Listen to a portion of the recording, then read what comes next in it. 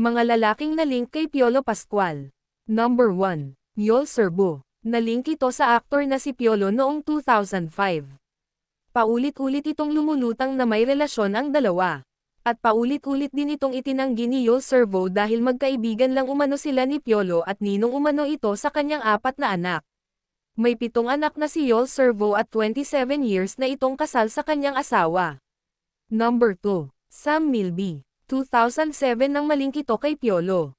Binigyan ng mali siya ang pagiging close ng dalawa, dahil haka-haka ng mga Marites may something talaga, lalo nang magsama ito sa isang major concert na, Heartthrob the Concert sa Music Museum noong February 2007.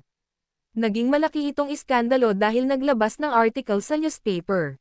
Ang kolumnista na si Lolat Solis ang siyang naging dahilan dahil nagbigay ito ng malisyosong detalye.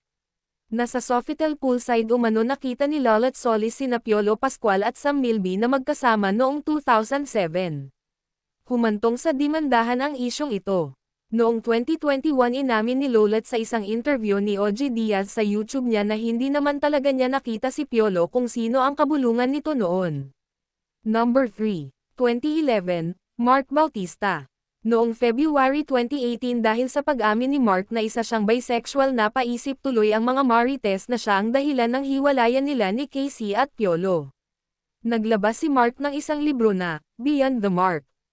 Dahil sa librong ito nagkwento si Mark na may kaibigan siyang nakarelasyon umano niya at isa itong lalaki pero natigil nang malaman ng girlfriend ng lalaki. Dito na umusbong ang hiwalayang Piolo at Casey. Hindi naman talaga maikakailan na kahit 46 years old na ngayon si Piolo sobrang maapil pa rin ito.